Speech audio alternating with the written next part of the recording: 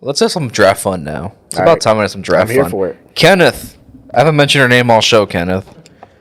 How you doing, buddy? Staying in the shadows. Doing your thing, Ken. I love it. So, the PFF, Pro Football Focus, has the mock draft simulator, which I feel like everybody does that nowadays. Mm-hmm. We're going to do it as well, but we're going to go to the top 10 picks. And I feel like for the sake of time and just, because we truly don't know what's going to happen, no trades. We'll pick the top 10. Plus, it's only the two of us. Why not? This is true, yeah. So, no trades. We're going to roll with the mock draft, and the Jaguars are first on the clock. So, Kenneth, you can hit that start draft button, sir. Thank you. Or actually, do you think we should do top 16 at least? Like half. That way we get half right through the draft. Okay. And get to one of your pits with New Orleans. Finish with that. Kenneth, do me a favor, back out of that real quick. My fault, Kenneth.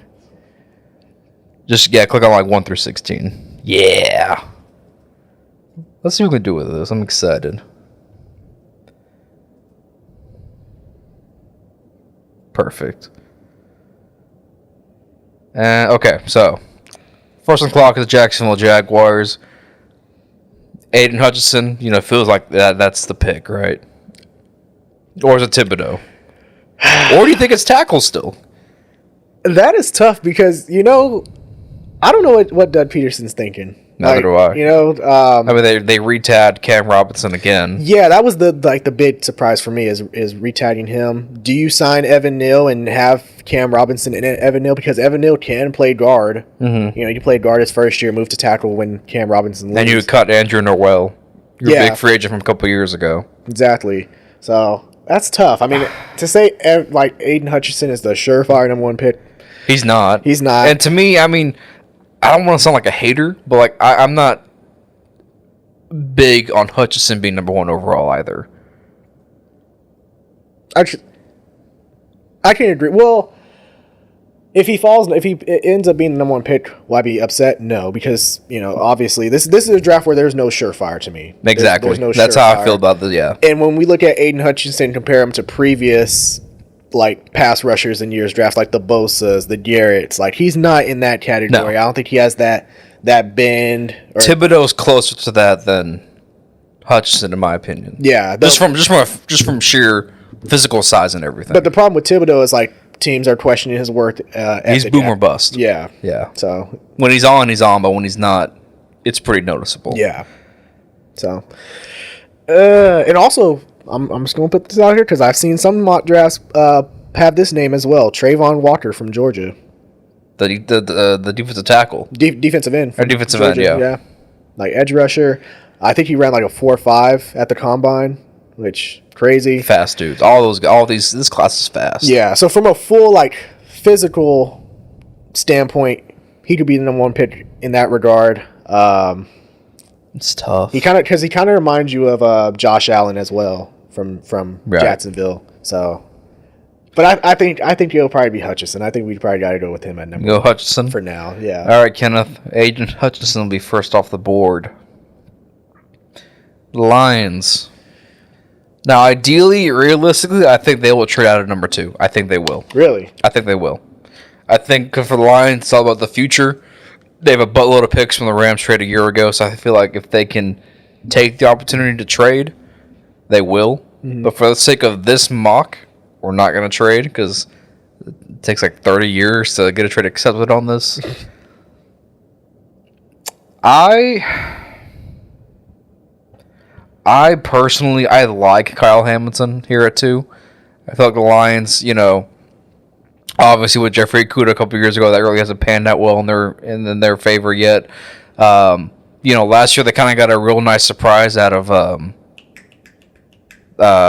what's his name? The corner. You talking about for the Lions? Yeah. Jeff Okudah? No. 24. Is it Amani Uganabe? Uganabe, yes. He was a very pleasant surprise from them last year. I feel like they need a top-end safety, and, with Marcus Williams hitting the market, I thought with Aaron Glenn there being his former DB coach, I thought that made a lot of sense. They lost the sweepstakes, obviously. Kyle Hamilton, I know his 40 was kind of disappointing during the combine, but I still think he's the best safety in this draft. Okay.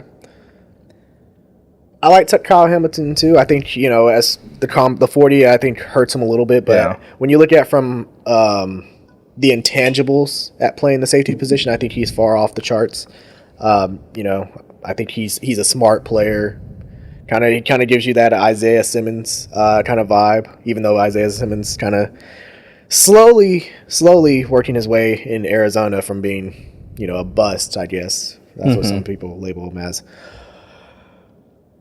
But I'm gonna go with I think Detroit's gonna make a surprise here and go with Malik Willis at number 2. Really? Yeah. You have them going quarterback. Quarterback, why not? Quarterback in Motown, perfect for Hard Knocks. They'll highlight this quarterback competition that really won't be a quarterback competition because they want to sit him. Really? Okay. They can sit him because Jared Goff is on contract for 2 years. He has the most potential. I could see Detroit. Okay, so you think a quarterback will go in the top 5? Yeah, and I think Dan Campbell also he was eyeing Malik Willis at the Senior Bowl, but he was trying not to look like he wasn't like Mike Tomlin. Yeah, he wasn't trying to give it away. Mike Tomlin was, and also being the coach, he has the extra opportunities that other guys do. Okay, yeah, okay. Well, let's go with Malik Willis at 2, Kenneth. I like that. Okay, okay. Because I don't really think if a quarterback will go in the top 5 this year. You'd be surprised. It always happens, right? Houston. I feel Thibodeau here. See, this is where I go with the Kyle Hamilton. You think Okay. I think Kyle Hamilton, because they lost Justin Reed in free agency. That's right. He could play under that Tampa 2 defense that Lovie Smith obviously loves to run. Mm-hmm. So I could see them going with Kyle Hamilton, a player like that, kind of leader for that locker room, that young team that they have. So go with Hamilton, Ken. Let's go with Kyle Hamilton off the board. I dig that as well. I like that. Okay. The Jets. Now, they have 2 picks in the top 10, obviously, from the Seahawks. At 10, they have, they took Zach Wilson last year. Pretty much went all offense with Wilson, Elijah Tucker. Elijah Moore, and then Elijah Vera Tucker. Michael Carter as well. Yeah. Extremely offensive based. They had a really good draft, though. Overall, when you look at all the rounds, they pretty much nailed every pick. So do we feel like it's an offensive or defensive based draft this year for the Jets? I would say defense. It's more defensive based. I think they could add another receiver, probably, with that Nets pick that they have upcoming in the top, number 10 overall? Yeah. So I think they could go receiver there. They could add another offensive tackle because apparently they're unsure of Mekhi Becton. He hasn't really been healthy and he hasn't really produced like they would expect from him, being the number 9 pick and everything. They had George Fant playing at left tackle. So I think, could they go with Akeem Ekwonu or Evan Neal? Sure. But I believe they're going to stick it out with George Fant and Mekhi Becton and just let them play and see which one figures, let them compete to see which one plays left tackle, and then the loser obviously plays right tackle. So I see them going with the defensive end opposite of Carl Lawson, who they're getting back this year. I think that's going to be huge for that defense. And then added with Quentin Williams in the middle. Mm-hmm. So you're thinking Thibodeau? I'm thinking Thibodeau here. I like that. Thibodeau, on paper, he's a freak athlete. Instantly you get the Myles Garrett comparison to him just from the sheer his size, his athletic ability. Like I said, to me, he's probably the biggest boom or bust guy because on tape, when he does get worked, he's a guy who you can see gives up. And you can see that about any athlete, So I like the pick. I like Thibodeau a lot. He's probably the most freakish guy in this draft. Agreed. Yeah. So, and for a guy who we thought would go number 1 and then had all of this, his stock fall a little bit to still go in the top 5, can't really argue with that. Yeah, and there's a lot of draft experts who are saying he could fall out of the all the way out of top 5 into late number 9 or number 10. And I'm like, he won't. There's no way he's going past 5. He will. He'll go in top 5. So Thibodeau is the pick here. He's got a little commissioner over there. Okay, the Giants. I think offensive line is what we're thinking. Yes. Okay. Yeah, I think that's what. Offensive tackle. Offensive tackle in Offensive particular. tackle, yep. I'm going to go with that. Although tempting is Ahmad Gardner. I think he would be a tempting pick. Corner out of Cincinnati. Long, lengthy, like... Especially when you kind of consider James Bradbury's future is kind of cloudy right now because there were rumored trade talks, but nothing really has formed yet. Mm. But also now it sounds like the Giants are trying to reconcile with Bradbury and try to make things right. Yep. So it's kind of interesting. But I do think, you lose Nate Solder. He hasn't been picked up anywhere yet. And then you lose Will Hernandez in free agency as well, your starting guard. No, they didn't lose. They got rid of. Well, they let him go. Will Hernandez. They let him go. Yeah, they let him go for the right reasons. So their offensive line's a mess, and I feel like, if Brian DeBall is going to try and revive Daniel Jones' career, almost in a Josh Allen type of way, you have to protect him up front for sure. Now the question is, which tackle are we going with? Icky Etwanu or Evan Neal? It's got to be Evan Neal, I think. Really, personally, I would say Icky. I think just that versatility of playing, like Evan Neal can play guard and tackle as well, but I think Icky is quicker, kind of meshes well playing opposite of Andrew Thomas. I don't know. That's a toss. We could do a coin flip for that. I'll never forget when the Giants drafted Andrew Thomas. He was a top 10 pick, right? Yeah. And Andrew Thomas wasn't even the best tackle. Like, clearly wasn't the best tackle in that draft. Yeah. Giants are going to Giant. Let's go with Ikem. Ikem? Okay. Let's go with him. The Giants get their tackle. Don't go based off me. I want you to feel strong about your picks too if you want them. So, you know a lot more than I do about this kind of. I know the baseline, but it's like the iceberg. I know the tip, below the iceberg. That's all you. Right, got you. So what, Panthers are next, right? Mm-hmm. Now, I feel like this would be where quarterback is, right? But since we were risky, since the Lions shocked us all, I still think Carolina will go quarterback here. I think they're very high on Kenny Pickett. That is tough, man. To be honest, I think a team like Carolina should trade back, especially if they're going to choose Pickett or someone. Well, I wouldn't say Pickett, but trade back. They don't have a pick until the 4th round. Their next pick is in the 4th round. Right. So I say trade back, get a 2nd round pick, get a 2nd round pick. Choose a guy like Matt Corral in the 2nd round. Choose an offensive tackle in the 1st round because let's face it, I'm trying to think, Jeff Oda, who they selected in the 1st round, I believe in 2008, the Panthers haven't had a really stable left tackle. Not since Jordan Gross retired. Yeah, Jordan Gross. Yeah. God, that was so long ago. So I think they would be tempted to get a guy like Evan Neal from Alabama, has to plug him and play him at left tackle. I like that. I think, for the quarterback, I'll make the case, obviously the Panthers are super aggressive trying to land a quarterback, right, in the offseason. You look at Matt Rule, that's a guy who's fighting for his job this year. And I just feel like what better way to extend it by drafting a rookie and, having him develop and having to wait it out and see what you have in him. Yeah. So quarterback, I like the quarter. Or you said tackle, right? Evan Neal? Yeah.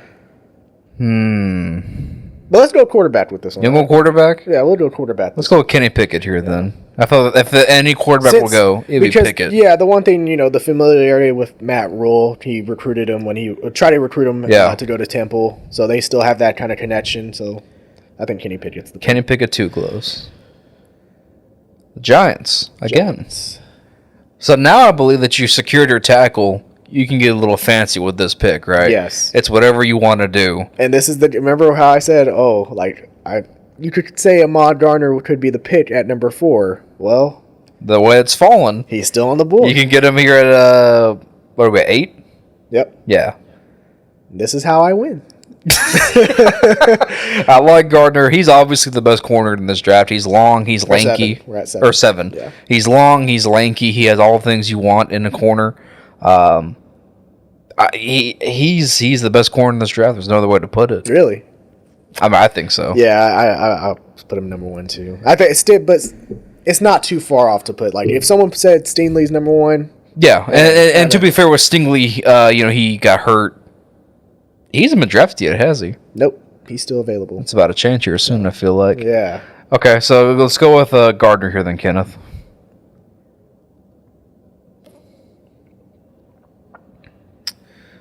Oh, Atlanta's interesting. Atlanta. Okay, so who we have on the board? Stingley, Charles Cross, Evan Neal. I don't know what you do for Atlanta. Well, I think losing Calvin Ridley for a year, that hurts them. I think receiver is a position of need right now. Their best receiver on that roster is Auden Tate. Who they acquired from Cincinnati. Go to the wide receivers. Let's see what we got. I would say pass rusher too, because this is a guy where you can choose Trayvon Walker from Georgia, bring a guy home.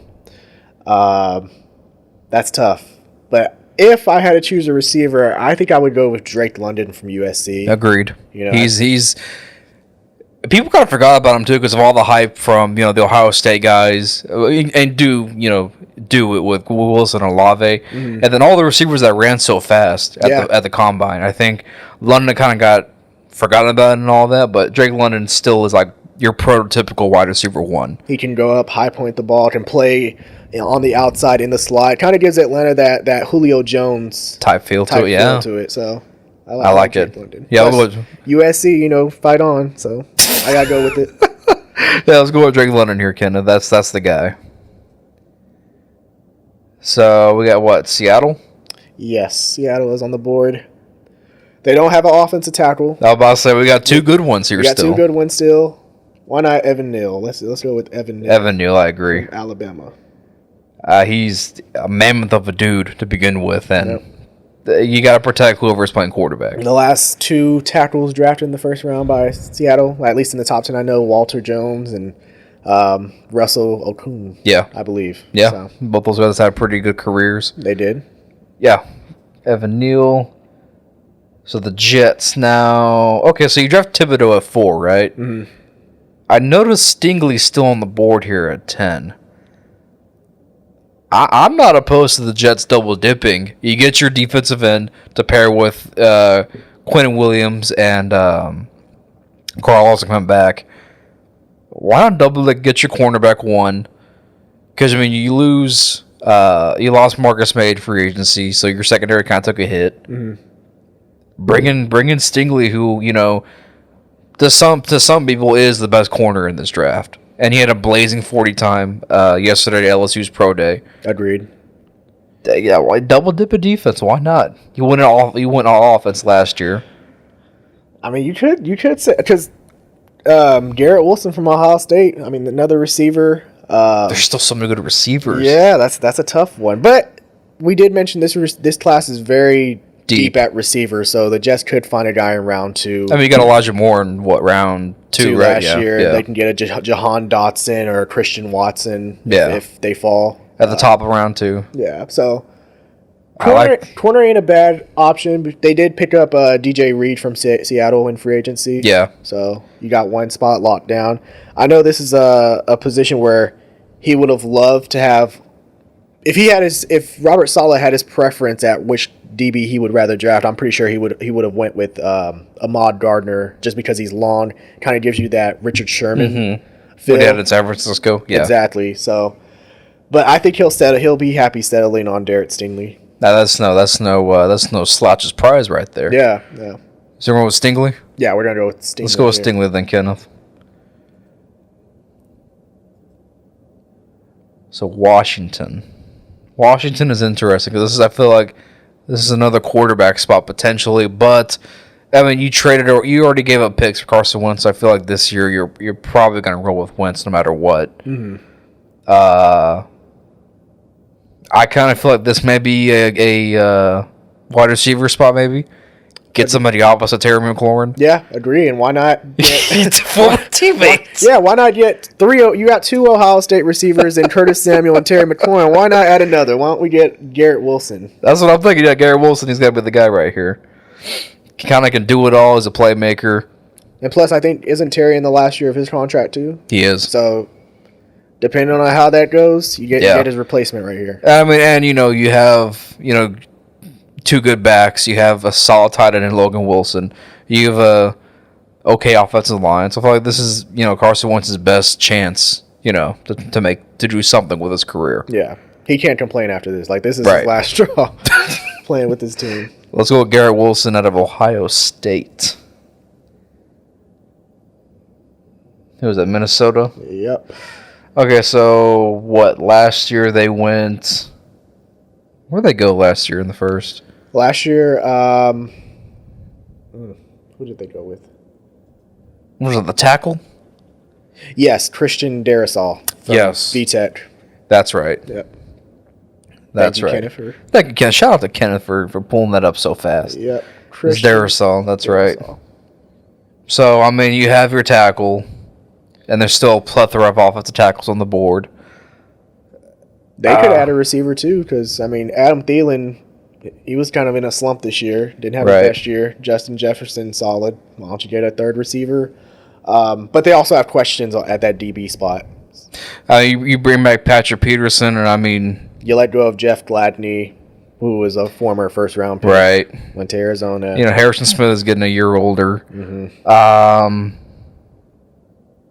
What corners are on the board, Kenneth? Let's have a looky here. Trent McDuffie, Andrew Booth. I probably would prefer Andrew Booth Jr. out of Clemson. So, yeah. Now, because I feel like regardless, since the days of Xavier Rhodes, the Vikings' problem has been corner. They've been getting torched at corner. Yeah, and especially playing in a division with Aaron Rodgers. You need someone to... Oh, let me throw a wild card at you. How do you feel about defensive tackle? You lose Linval Joseph. Yeah. You have Daniel Hunter on one side. Well, they're going to a 3-4 scheme because they hired the Rams, I'm pretty sure, like, linebacker coach. Or no, they hired the Broncos' former defense coordinator. Yes. I'll find the name for you. But so they're going to a 3-4 scheme. They picked up Zadarius Smith. Him and, I believe, Daniil Hunter are going to be your two outside linebackers. Outside linebackers. We call them edge rushers nowadays. We don't define them. We don't label them. Two edge rushers. They added Harrison Phillips from Buffalo in free agency. They still have Dalvin Tomlinson on one side as well. Ed Donatel from Denver. So Ed Donatel from Denver. Yeah. So you're in a position where you have Dalvin Tomlinson, you have Harrison Phillips along the defensive line. Oh, I forgot they signed Tomlinson from the Giants. I forgot about that. So you could, beef it up, have the trifecta and get it. Right. I know where you're going with Jordan Davis from Georgia, right? Yeah. I forgot they had spent money on Tomlinson in free agency. Yeah. So probably corner. Yeah, with Booth is probably the best. Yeah, but they could be a team that surprises you and draft a receiver like a Chris Olave. The Vikings are weird. Yeah, but let's go with corner here. Let's go with corner. Let's go with Booth here. So Houston again. Ooh. And they just who do we pick for them? I already forgot. I'm tripping. It was Kyle Hamilton. Okay, so you got the safety. Interesting here, right? So I feel like at Houston, you have four options here. What do you got? You got, let's say, a Devin Lloyd. I see him on the board. Right. Good linebacker that can fit that 4-3 type of scheme that Lovie Smith runs. Can be your single caller. Yeah, sideline to sideline player, great. We can talk about Trayvon Walker. I think he's still on the board. Yeah. So that could be another guy. As an edge rusher. And then we look at, let's see. Yeah, offense, actually three options. So yeah, offensive tackle as well because Charles Cross. They still trying to kind of figuring that out. I don't know if they're playing Titus, what's his name? Titus Walker or Titus? Howard? Howard, yes. Titus Howard. I don't know if they're going to stick him to guard or tackle. Also with questions about Laramie Tunsil and his future. You never know. Right. That is tough. Or, I was right, 4 options. You can go with a plug-and-play defensive tackle in Jordan Davis who can control the defensive line. So that's another fit as well. I'm going to say they go with Charles Cross. Why not help your quarterback in Davis Mills? Help him, protect him as much as you can. Yeah. I agree with that. I think Cross, probably one of the more athletic tackles to come in the draft this year. I think his speed is, for a big dude. I mean, not to mention, all these guys ran fast, I might add. Yeah, this was one of the fastest. All these guys ran fast. I think maybe since they had that year off from COVID, I think the combine,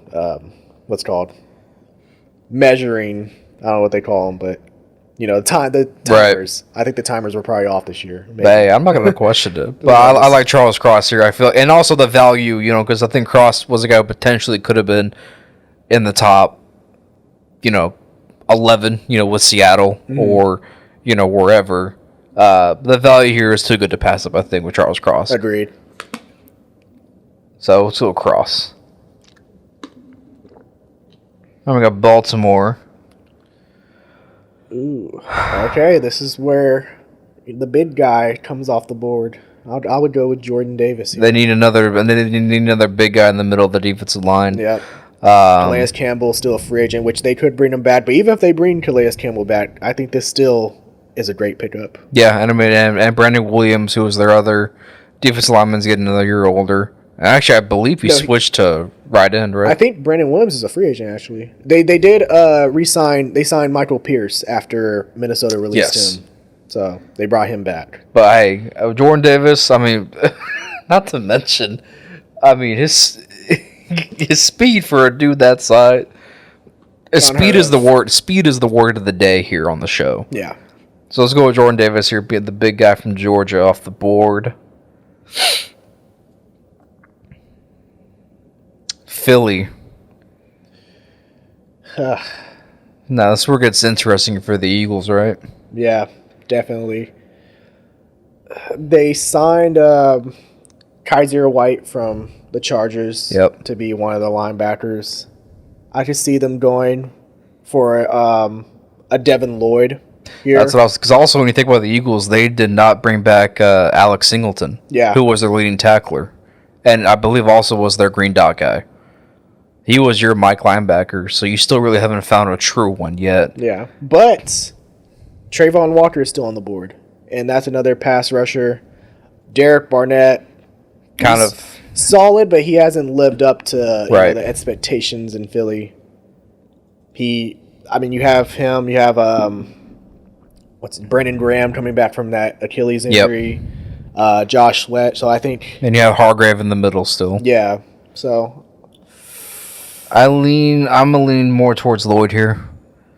I feel like you have enough pieces on the defensive line to get by. Okay.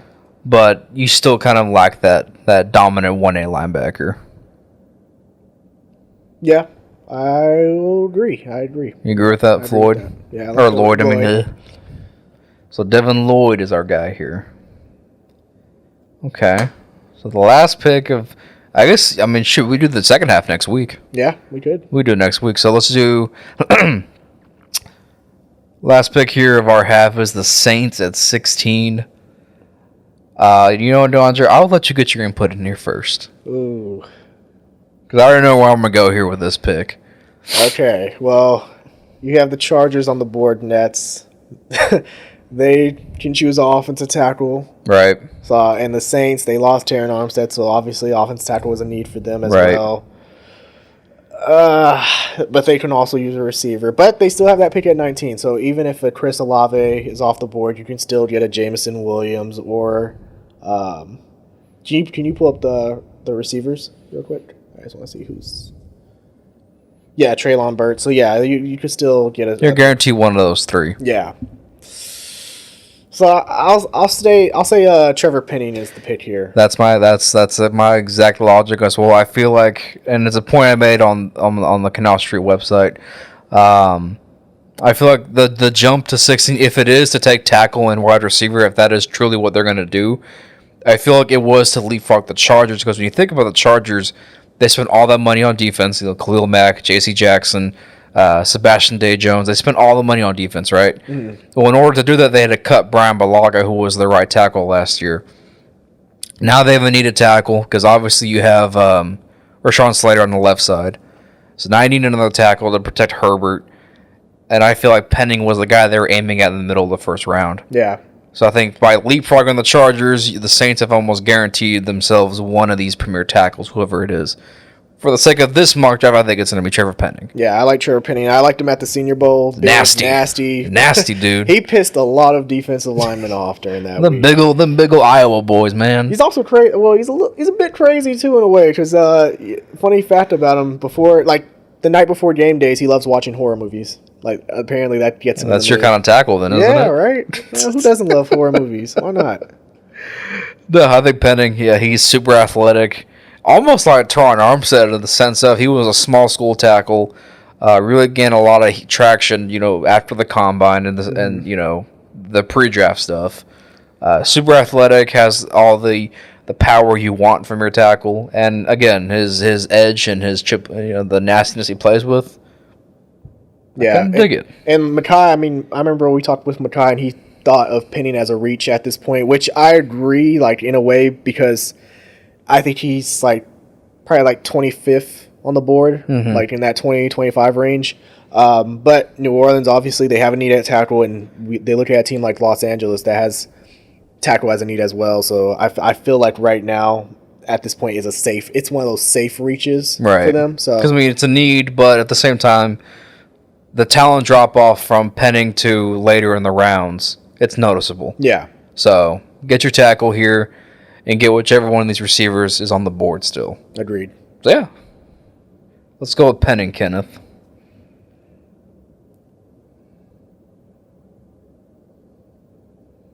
Oh, yeah, okay. So that's going to wrap it up. And we could do the second half next week with Javonte and Tony here, and we can get their inputs.